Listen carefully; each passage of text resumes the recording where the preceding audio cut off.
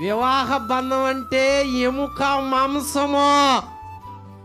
ఆ ఎముక బంధంతో ఆదాము పావను పోలుస్తున్నాడు అంటే ఆ ఎముకలోంచి పిల్ల సంతానం వచ్చిందా ఎముక? ఆ ఎముకలోంచి ఇంకొక ఎముక వచ్చిందా? ఈ భూమి మీద దేవుడు మొదట ఆదాముని సృష్టించి ఆ ఎముక ఎప్పటికీ నిలిచే ఉందే. అంటే నీకు వివాహం, నీ భార్యని ఎందుకు ఇస్తున్నాడు అంటే నీ ద్వారా ఎన్నో ఈ భూమి మీద సంతానం ఎముకలు రావాలి. ఆ ఎముక బంధం ఎక్కడ విరవబడకూడదు, ఎముక బంధం ఎక్కడ కట్టు కాకూడదు, ఎముక బంధం ఆస్తుల దగ్గర, ఐశ్వర్యాల దగ్గర, అందాల దగ్గర, ఇదిగో కొట్లాటల దగ్గర, గొడవల దగ్గర, అలుగుల దగ్గర ఆ ఎముక విరవబడకూడదు, ఆ ఎముక చీలిపోకూడదు అనటానికి ఎముక బంధంతో పోలుస్తున్నాడు ఆయన. వివాహం అంటే ఆశామాషి తమాషా అయిపోయింది.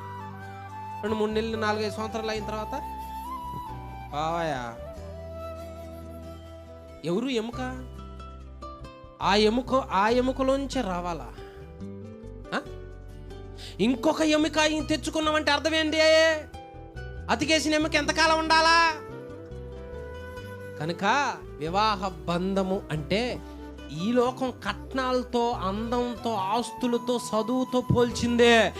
ఆదాం దాంతో పోల్చలా, ఎముకతో పోల్చాడు, మాంసంతో పోల్చాడు. అది